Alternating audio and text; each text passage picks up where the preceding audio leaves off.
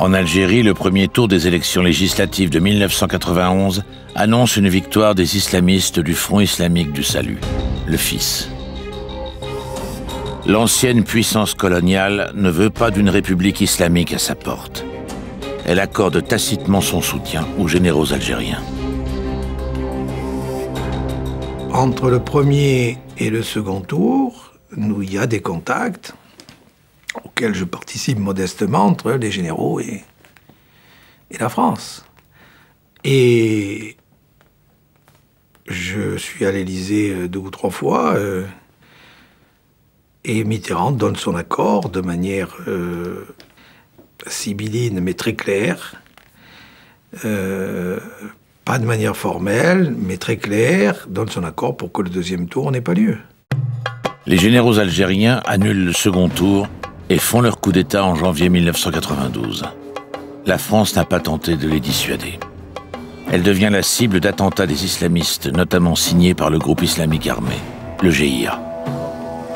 Des attentats anti-français se produisent en Algérie en 1994. En décembre, le GIA détourne un Airbus vers Marseille. Puis des attentats à Paris se succèdent. La situation n'avait jamais été aussi grave depuis la vague terroriste des années 80. La DST adopte une stratégie délicate de coopération avec les généraux algériens, experts en manipulation et acteurs sanguinaires de la guerre civile. Ils sont suspectés d'avoir été mêlés à des actions anti-françaises, dont la mort tragique des moines de Tibérine.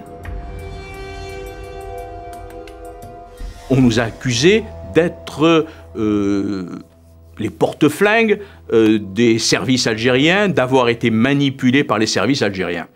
Je suis tout à fait opposé à cette théorie. Je crois que nous avons exploité avec précaution l'ensemble des renseignements qui nous ont été communiqués. Et nous, ça nous intéressait, tout ce qu'ils pouvaient nous dire concernant la préparation d'actions violentes en France, c'était pas anodin, il valait mieux qu'on le sache. Hein. Vous savez, on n'est pas dans une situation, c'est pas un travail d'enfant de cœur, hein, tout ça.